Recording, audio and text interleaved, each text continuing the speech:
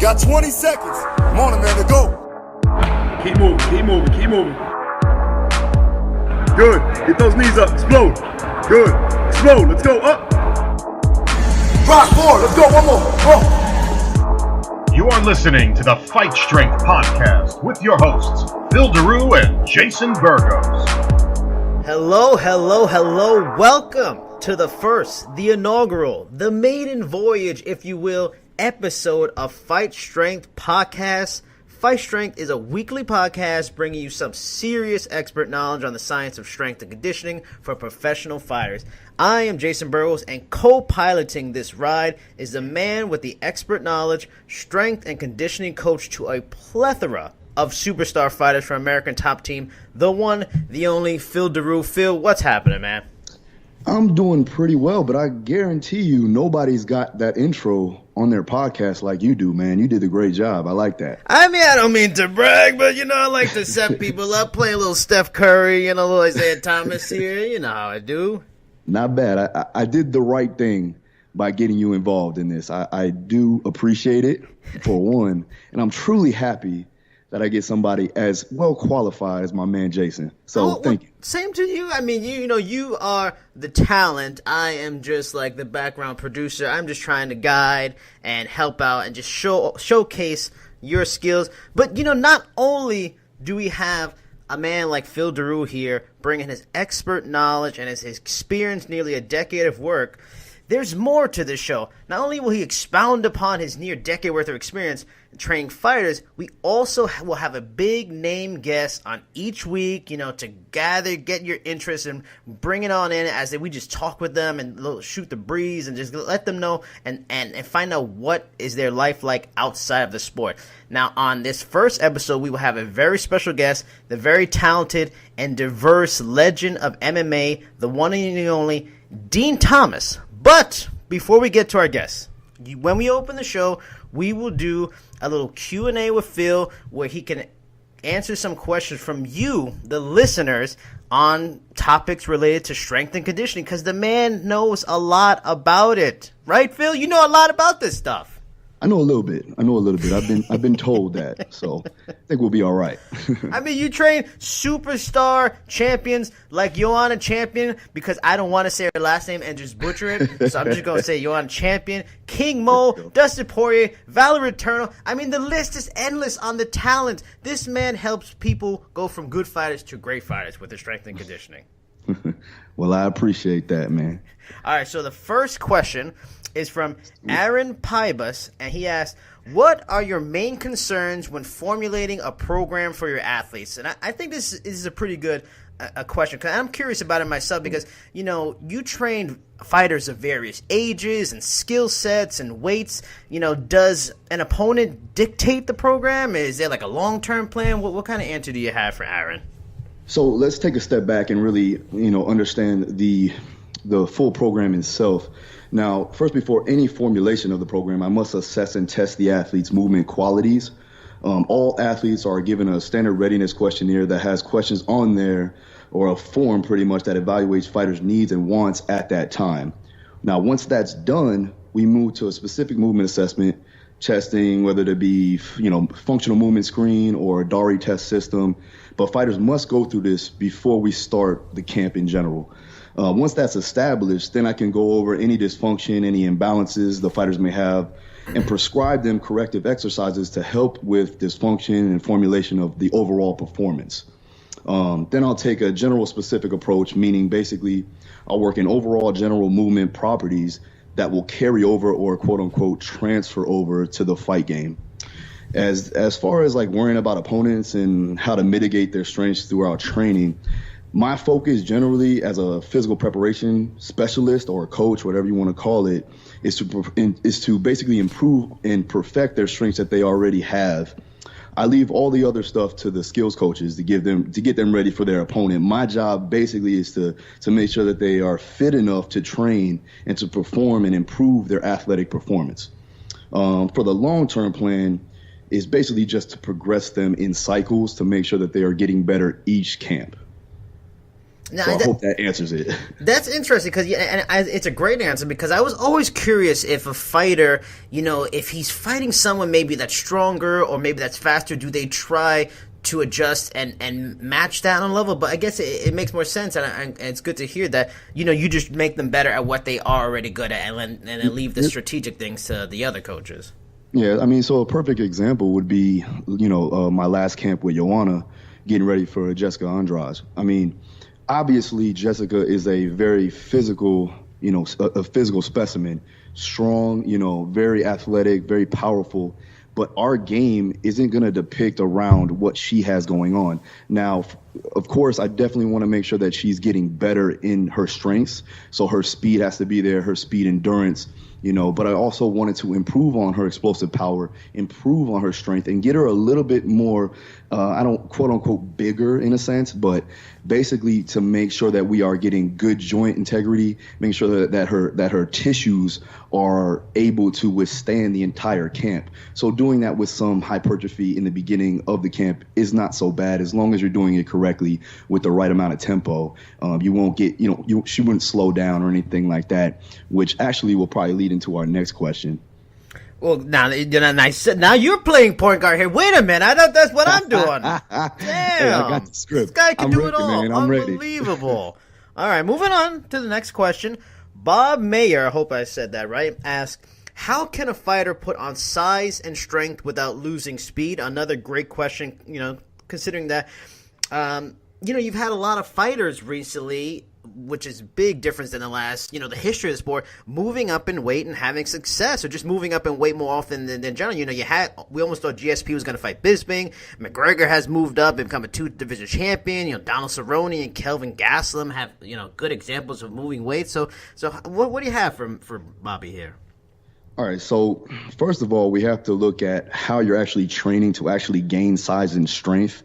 With that, we have to look at what's called the SAID principle, or specific adaptations to impose demands. Basically meaning in order to initiate a certain stimulus, you must train it into an optimal manner to create that desired change. Let's look at two different types of hypertrophy in a sense. So one, you have sarcoplasmic hypertrophy, which basically means the building of the fluid inside the muscle tissue to help it become larger in size, but not denser.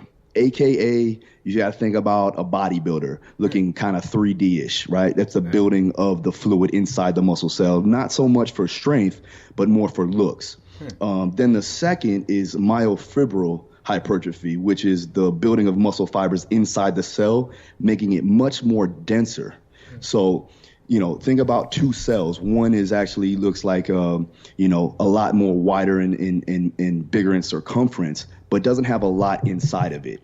When you have a slightly smaller cell, but a bunch of fibers that are packed in there, creating a big punch, that's basically something like a power lifter or a strongman competitor, something like that, where you see dense, thick muscle. Right. So let's take a look at the modalities and the rep ranges needed to initiate these stimuluses. So if you're looking to build size, primarily you want to go with a rep range around 6 to 12 repetitions with slow eccentrics loading to cause the most muscle damage to induce sarcoplasmic hypertrophy. So do you do less heavy and compared to like more lighter? Is that what it do? Less, but it's heavier. No, so listen. So basically, from a rep range perspective, right? Because we can break it down like that. Okay. You want to go with a rep range of 6 to 12 repetitions per 3 to 4 sets. Okay. This is going to give you the biggest response for that building of the muscle size in general, not so much for strength. Right. That makes sense, right? Yeah, I get you. Okay. So, and there's another way of doing it by doing something we call slow eccentrics. Now, an eccentric movement is just basically the lengthening of the muscle tissue in a given exercise. So if I were to do like a deadlift, coming up is the concentric phase and going back down is the eccentric phase. So by lowering the eccentric phase slowly, you have greater muscle damage, causing more hypertrophy or sarcoplasmic hypertrophy to occur. And when you say muscle damage, because my stepfather, he's like a personal trainer. He's told me the muscle rips, and that's part of growth. So muscle damage is a good thing, right? It is a good thing. That's how you're going to grow Right. from a hypertrophy standpoint. There's a thing called the sliding filament theory where actin-myosin fibers slide in and out to make, basically little micro changes or cuts into the fibers, causing it to grow bigger in a sense. So when it grows bigger, it obviously the circumference changes, and then you grow big ass muscles. And if anybody knows about big ass muscles, it's Phil Drew. This guy's got some huge muscles. I'm okay. Somebody told me I was petite the other day. What? I was like, what the hell? Did you feel good about that? Or did you feel bad about girl. that? It was a 13-year-old girl. In her defense, Okay. I am 5'8", so she may have thought, okay, he's just little guy. He's a little guy, Yeah. but I think 5'8" is like natural, like an ordinary size man. What's going on here? I mean, that's taller than me. I mean, the question I want to know, was that a compliment to you, or were you like, whoa, hey, come on now? You know what? I'm just going to take it as a compliment because basically I'm not trying to get fired from any type of position.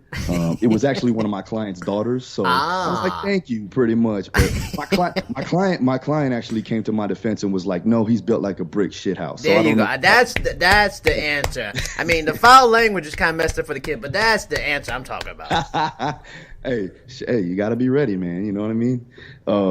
So getting back to it, so as far as for your strength gains, you want to keep the intensity high with the rep range of around 1 to 5 repetitions. Now, 5 being like the top end of that repetition. So now, basically, let's go back and how do we build solid strength and add on that quality size and not to hinder performance. So you must, for one, train the concentric phase fast. I mean, really, really fast. The speed on the bar needs to be as fast as you possibly can to recruit greater motor units to maintain your athleticism. Now, with that being said, you never really want to be able to move, without proper form. So don't go crazy and start, sacrificing form for speed. Right. Now, with that being said, also, you can never really move heavy ass weight slow. You have to move it fast. Even though the bar speed may not be going as fast as possible, the intent has to be there.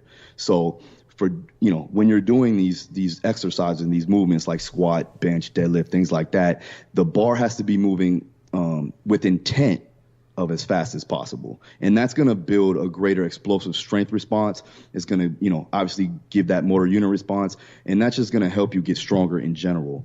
Now, let's see. So as we go on from that, let's go for what we can do to help with strength and hypertrophy together without, sacrificing any type of speed or anything like that. So you can always go with a set rep range of like using the old starting strength concept of Mark Ripeto's 5x5 routine, which I give to all my like beginning athletes or high school athletes trying to gain size and strength at the same time.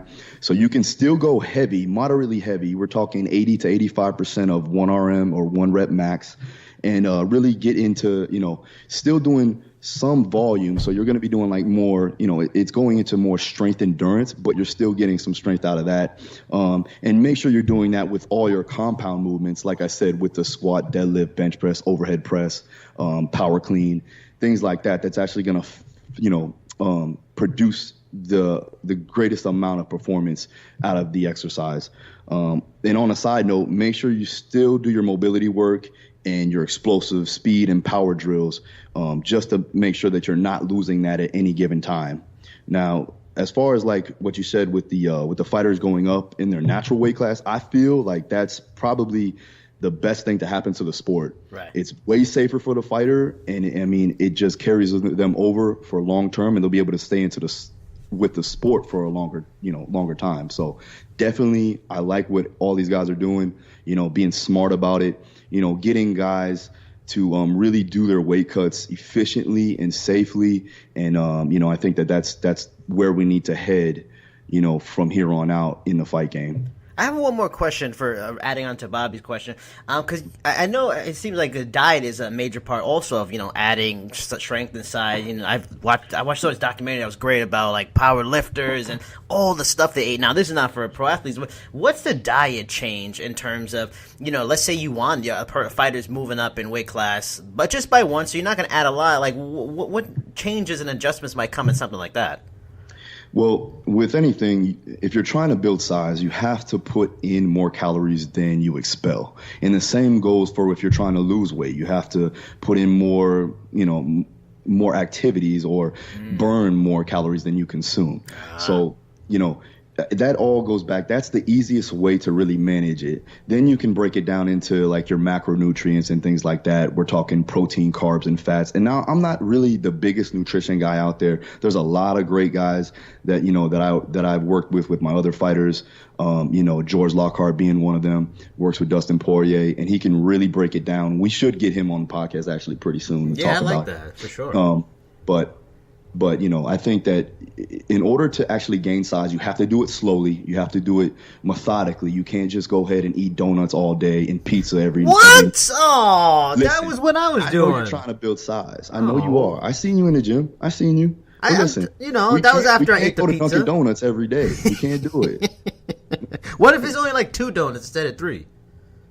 All right. Well, that's not that bad. That's less calories. I mean, there you go. I'll give you. You better be squatting max effort then.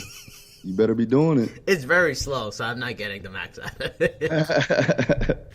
Gotcha. All right, everybody. It is now time for the next segment of our show, the guest segment. Our first ever guest on the show is like our number one choice in the Fight Strength Podcast guest draft. I mean, a legend in the MMA game. He was one of the pioneers of bringing well-rounded fighting to the cage. He's also one of the top coaches in the sport. But more than that, he is a Renaissance man who co-stars with Matt Serra and UFC President Dana White on the very popular series Looking for a Fight. He has been an improv performer for several years. He hosts a podcast with his protege, UFC welterweight champion Tyron Woodley. This guy does a lot of stuff, and he even lends his expertise to the site MMA Scouting Report. That man of many talents is the one and only Dean Thomas. Dean, how is it going, man? Man, what's happening, man? I'm honored, man, and I'm flattered by the introduction. That was amazing. Thank you so much. Phil was telling me my intros are pretty good. I tried to get the perfect one just for you. Yeah, and you did a good job, man. I appreciate that. Wow. And I hope that your other guests don't get it as good as I got it. I'll make a point of just downplaying a little bit more for them. Yeah. All right. So listen, Dean, we go way back, man. You know me since I was a kid, and, by far you were my first pick to actually get, my first guest on here. I want to make sure that, we're doing the right thing by you. But my first question I have to ask is, what's your approach on scheduling fight camps, and what do you do to actually focus on in the beginning when you're actually getting these guys ready for camps? That's a very good question, and it's kind of difficult to answer because there's no real like format or like the science behind it depends on the individual. If you get a guy who is training in the gym all the time, then scheduling them for a fight camp is kind of easy. But but some guys, especially like more experienced guys, they don't train all that often, and they only come in like when they have a fight camp like 6 weeks, 8 weeks out. That's a little different, so then you have to really be a little bit more scientific about how you approach the camp.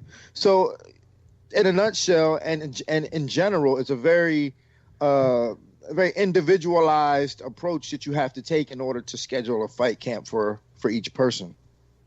Yeah, for sure. I mean, definitely, if I can say this right now, for what Dean does at American Top Team, he definitely helps me out with all the fighters and getting them ready and formulating things, according to plan, But with the MMA Scouting Report, how does that actually help a fighter's chances of success? And what's the process you use for film breakdown? So what happened was a couple of years ago, a good buddy of mine, Rolly Delgado, who's a black belt from Arkansas, Little Rock, Arkansas. He has West Side MMA in Arkansas. He came to me with this idea that what if we did the scouting for people? And I was like, wait a minute. And he had told me that like he had fought an English guy. I can't remember the guy's name. He fought, and whoever scouted Rolly knew exactly what he was going to do, and he ended up getting knocked out because of it. Oh wow! And I said, man, that, you know what? Like, and I look back at my fights, and I said, man, if I had did better research on my opponents, I probably could have avoided this loss. I could have avoided that loss. I could have maybe have done something differently to win the fight. So Rolly actually created the format that we use, the blueprint that we use, like things that we were looking for originally. But the problem was that everything that we did was written. And when you give it to fighters, they can't read. You know what I'm saying? You know what I'm talking about. Fighters, they can't read. They don't want to read, 7 pages worth of notes. So what I did was I started making videos, and the videos were a lot more well received from the fighters. I made videos and put down little notes, and then not only just little notes, but my videos consist of as many fights that I feel necessary. And more often than not, I use more fights. A lot of times people go, yeah, but that fight was 3 or 4 years ago. But my theory is this: if somebody was doing something 3 or 4 years ago and is still doing it, I promise you they're not going to change. Yeah. They don't change. So I try to go back as far as I can. Like, I'll look at fights. If they're a true veteran, I'll go back to their first couple of fights and look at their last couple, look at some in the middle, and then I look for tendencies based on the format that we use. And then I create notes and bullet points and things like that, and then help create a strategy to beat what it is a person does well. Because at the end of the day, like, there are a lot of good people, but the thing that makes people good is that they do certain things very well. And if you're a fighter, you can stop somebody from doing what they do well. You can almost humanize that beast of a fighter. So, and that's the way it works. I mean, it's not, it's still going to be a fight. You still have to do your work. But at the end of the day, I've had fighters win fights that they probably would have lost. Even if the fighter was better than them, they probably competed better than they should have, based on the fact that they knew what the other fighter was going to do. So I feel like it's essential. I feel like that it's the next wave of, where the fight game is going to go. Yeah, definitely, man. I definitely see it. I mean, I know you've worked with a lot of other fighters with this program in general, and it has helped them a lot. I mean, we still kind of do it now, but I mean, I'm seeing a big change, and the industry now and the fight game now is gone light years ahead of where it was, even 5 years ago. So I think that we're taking a step in the right direction with the new technology and being very scientific in our approaches to get these guys better and ready, for the fight. Yeah, well, it's all about mentality and the kind of general landscape of where the game is today. And, there's still a lot of things.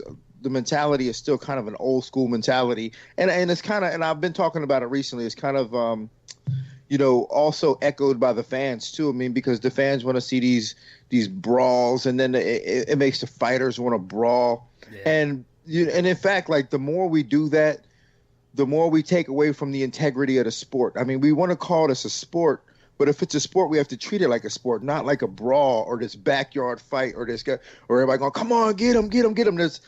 For me, like, there's a lot more to this than just standing in the middle and seeing who's bigger, stronger, and tougher. Yeah. Dean, I wanted to ask you a different kind of question.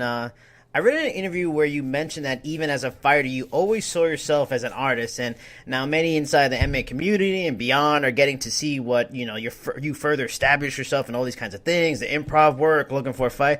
I mean, I imagine this artistic side goes back a long way. What were your earliest inspiration that led you towards that artistic side? Well, when I was young, man, I had two things, really. I used to cut hair. What? I learned how to cut hair I taught myself how to cut hair when I was 13 years old. And I used to do the designs. I used to have the whole football team. I put numbers in their head and the lines and this, that, and the third. So I used to cut hair. So, like, that was really what started it. And then I used to rap when I was in high school. So, like, and I was believe it or not. So I was always a pretty good writer. I could always write, and I was always kind of good with, like, puns and punchlines. Yeah. So, and that's kind of how it started. And then, after high school, I had nothing to do. So the way I started expressing myself was through fighting. And I've always treated the art of fighting as an expression of myself. Mm-hmm. Who was your favorite rapper when you were a kid? Nas. Still is, really. Yes. Yeah. Y'all extra old on me, man, right now. That's East Coast. I know about that. It's East Coast, New York, baby. Can I tell you who my son's favorite rapper is? And I'm almost embarrassed to say it. Uh-oh. All right, so my favorite rapper is Nas, and I'm sure that everybody can go, all right, that's cool. Even if you're new, you're like, damn, I can see that. But my favorite son's rapper is Kodak Black. And I'm like, man, come on, man. I don't even know who that is. He's from down the street. Yeah, he looks like a pickaninny. Yeah, man. It's funny. It's funny that he says that, man, because we known each other from this small city called Port St. Lucie, a small town in Florida, and everywhere I go, no matter where I'm at, a gas station, it doesn't matter. Every time they see an American Top Team shirt on me, somebody goes, "Hey, I know Dean Thomas. He used to cut my hair in high school." Oh, yeah, I had the city on lock, man. Yeah, and everybody used to train with Dean. Everybody's trained with Dean, no matter what it is. And I've never seen them a day in my life, but it's funny, man. I've had people tell me that they trained with me too, and I didn't know who they were. Yeah, I was at a restaurant once, and this guy was like, "Yeah, I used to train with this guy, Dean Thomas." I'm like, "Word." Yeah, it's crazy, man. It's crazy. Now I know getting to do a set on the famous Laugh Factory stage in Hollywood was a fun thing to do, and the episode on Looking for a Fight that showed how nerve-wracking that can be. When you did your set, were there any specific comedians you had in mind that you tried to emulate at all when you went up there for such a tense kind of situation? No, you know what? I didn't, and I knew that would be a mistake if I tried to, because when you do that, you don't want to put these expectations in your head. And I didn't want to try to mimic anybody or try to put these expectations in my head. See, but I knew I had a couple of advantages going into that. Was that I knew that the people knew that the show was there, so that they kind of wanted to laugh. They wasn't going to be hard on me. So I knew that would work. And then I knew my experience with doing improv would help. It didn't help with the constructing the jokes or the deliver or anything like that, but just the comfortability and not being afraid to fail. Because I've been on stage and just been, failing miserably on stage before. I mean, obviously I had people with me because of the nature of improv, but being on stage, just not being afraid to fail is what would help me get through that first time. But I mean, trust me, doing stand-up comedy was something that I said that I would never do. And when I got on the show and they were like, "We're going to do a stand-up set," I was like, "Oh my God, are you kidding me?" So yeah, but I knew that they were 3 to 5 minutes. I said, all right, I can do this for 3 to 5 minutes. And I've hosted improv shows before where I would be on stage by myself and I would introduce groups. So I kind of thought of it like that. I said, all right, if I can do that, I can do this. Just get up there and just tell these jokes. So, it worked out okay, man. It worked out okay. But again, I kind of cheated because I knew I had the crowd on my side because they wanted to laugh, But looking towards the future is I know that I want to get that experience where people don't know who I am, where I have to really, really, really sell myself to them, and that's what I want to do. I don't want to cheat and get that upper hand. Right. Yeah. So I mean, going to another phase of this, we got a lot of strength coaches, a lot of fitness trainers that are going to listen to this podcast. From your point of view as a skills coach, and obviously we work together, what would be 2 things you would want a strength and conditioning coach to actually work on for the fighters in general? I would say balance is key for everybody. Guys have to be balanced. And when I say balance, I mean balance as far as being able to move and being able to keep your feet, hips, and shoulders in a certain alignment while moving as fast as you can. Yeah, that makes a lot. Important. Yeah, that is important. And then let me see. Increasing speed at some level, because at the end of the day, this game that we play is all about beating somebody to a certain spot, whether it's if you're on your feet, whether it's on the floor or if you're on the ground, a certain body part, beating somebody to a certain body part. Yeah. So being able to increase somebody's speed is also important. Yeah, definitely going to take that into consideration. Make sure that all the coaches understand that. Now, Dean, on a side note, when's the last time you ever touched a weight? Wow, going right at it. Come on. Hey, Hey, listen, I know you lifting holes. We're talking donut holes, but I mean, No. come on now. listen, I'm not gonna lie to you. When the gym is closing and the guy at the end is cleaning up after the weights, I feel bad for him. I help him put the weights back. There you go. That's my workout. I help him put the weights back. And I go, this is my workout. Let me these boneheads don't put their weights back, so somebody got to clean up after them, and I help them. So it's a workout and community service. That's pretty nice. Yeah, kill two birds with one stone. There you go. All right, so clearly you have a natural charisma, entertaining personality. You mentioned that you like to go up and do, comedian where people didn't know, try to be nice and know the situation is a show, whatever. But have you ever done do you plan to do maybe some acting, or have you tried out for roles? Is that a possible another area Dean Thomas might move into? Yeah, well, at the end of the day, that's kind of the end game when it comes down to it. When I first got started in martial arts, there were no opportunities to fight for small guys like myself. So everything that I did, my passion and my just obsession with fighting was all for my personal gain. So, and I was obsessed with it. And then when fighting, the opportunities came up to fight, so that became the end game. So me doing improv and stand-up comedy was for my own personal gain, my own passion. But now the end game is to be able to act. So I've been doing acting classes for about every week for about a year now. Oh, nice. And I just got finished a play that we did called Miss Margarita's Way that opened up. We had a 2-weekend run of that in West Palm Beach, and I just had to turn down a role for a play because just my schedule was a bit hectic. But I just auditioned for a part in a movie. So yeah, I'm definitely moving towards that direction. All right, That's so the end. Yeah, now continue. Now go ahead. I was finished. You obviously you're busy. So other than being a fan of Nas, other than helping old guys try to clean up the weights at the gym afterwards, what other things do you like to do with your free time other than all the other things? Other than the improv, the TV show, the coaching. What other things that people may not know about you that you're really into? Man, wow, I'm just a big Netflix guy, man. Yes, when it comes to all my free time, if I have any free time, all I do is watch Netflix. What shows? Right now I'm watching. But I watch old shows. Right now I'm watching Weeds. Okay. So, but I've been through the whole list of the shows that everybody, Breaking Bad, Dexter, all that stuff. I've been through all them. So right now I'm just watching Weeds, trying to catch up.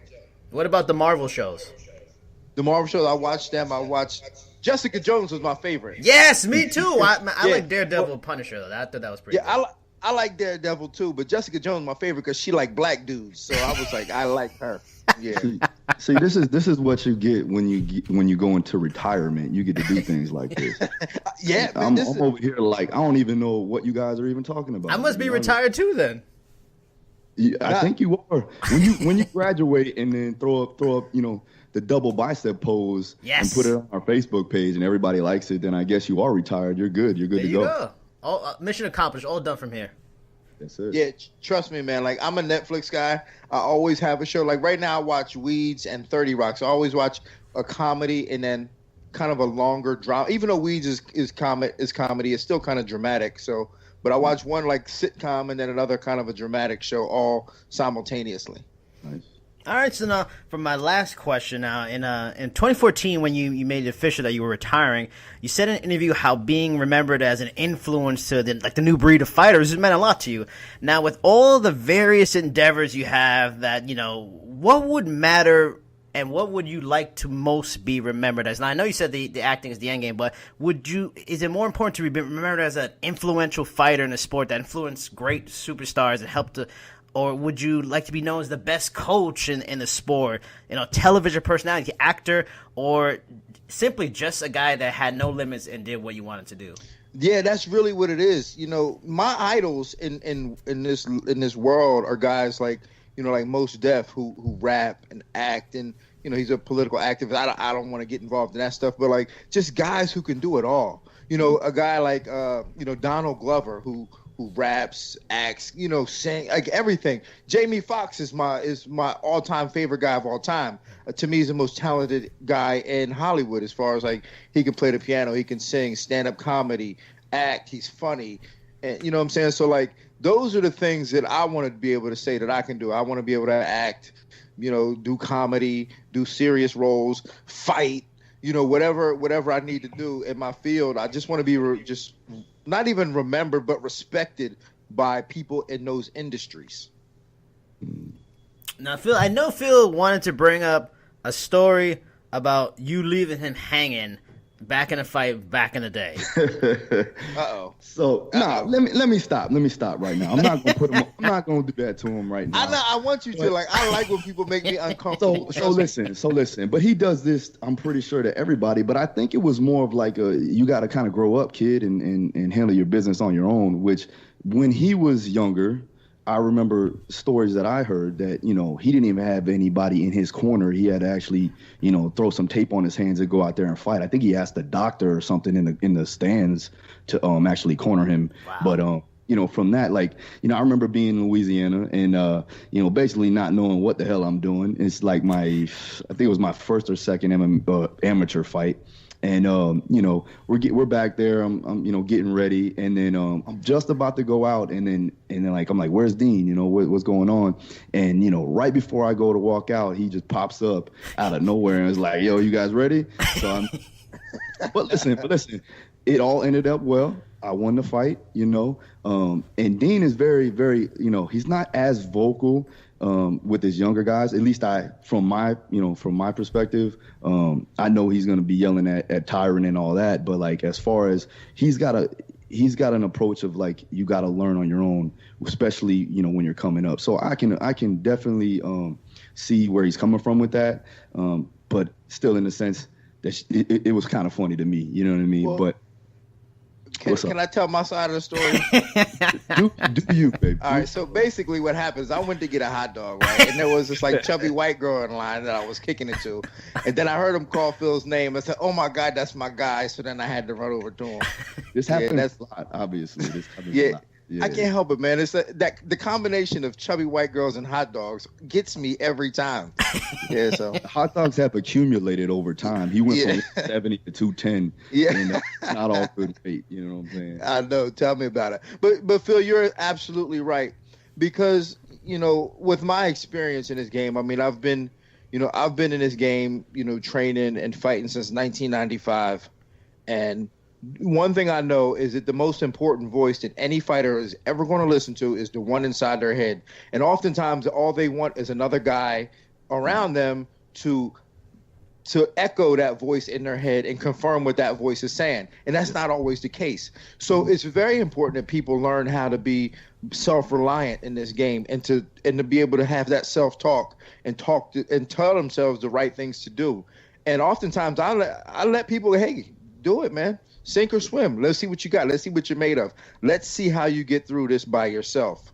And I will put somebody out there like that, because people need to be able to grow up, and people need to be able to do things on their own. They can't be so dependent on anybody else, because conditions will never be perfect for you. As a fighter, conditions will never be perfect. There's always going to be something to frustrate you, something to be in your way, an obstacle of some sort in your way, and you have to be able to talk yourself through it.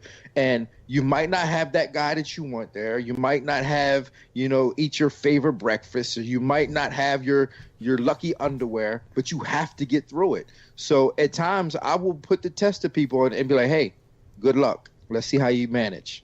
Yeah. So basically, no cheerleading going on around here in the world. I don't cheerlead, man, because it might work once, but you know what? I always look at the long run.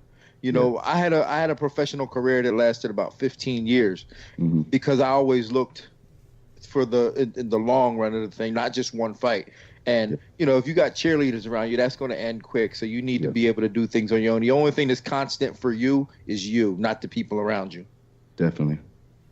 All right, so that's pretty much all the questions we have. That's the end of the show. I mean, before we end it up, I just want to give a quick thank you to my friend Steve Peacock. He's a ring and cage and stage announcer. He did a great clip in the opening for our intro, for me and Phil. The guy has done announcing for Extreme Cage Fighting, USA Boxing, World Class Kickboxing. So big shout out to Steve. Thanks a lot. Dean, is there any like social media you want to plug? Any upcoming things? I know you said you had to not do an acting gig, but anything you want to let people know about? You might be working on things coming up, new episodes of Looking for a Fight, anything like that you want to plug? Well, wow, because I have a whole. I should start writing this stuff down. Yes, but no, I will say. If you're bored on Monday, Wednesday, Friday, East Coast time at 10 a.m., 10 to 12, check out my radio show, Josh Cohn and the Home Team on ESPN 106.3. You can check that out on the ESPN app. If you are tired and you need some energy, check out my Elite Ops Energy strips. You can get them on Amazon or from their website, eliteopsenergy.com. And just keep looking for them episodes or looking for a fight. That's about it. That's all I got for you guys. Phil, what about you? Anything you want to plug social media-wise? Yeah, I mean, you can always find me on my Instagram, DM me, hit me up on that DM. It's Daru Strong. Everything is pretty much Daru Strong on all my social media outlets. Snapchat's Daru Strong 1. If you're looking for online programming and coaching, make sure you email me at phil@darustrong.com, and make sure you check out that website, darustrong.com. All right, same thing for me. I mean, Twitter, Cheap Seats Chad, Facebook, also everybody listening, do not forget, we have Fight Strength Podcast page on Facebook. Look us up on the Fight Strength Podcast. On Twitter, Fight Strength _. Please follow us. Give us questions so you can give some questions for Phil in upcoming episodes. And that's pretty much it. Thank you, Dean Thomas. You're fantastic. Thank you to my co-host, Phil Drew. Awesome as always. Check us out next time. Bye-bye, everybody. Thanks, guys.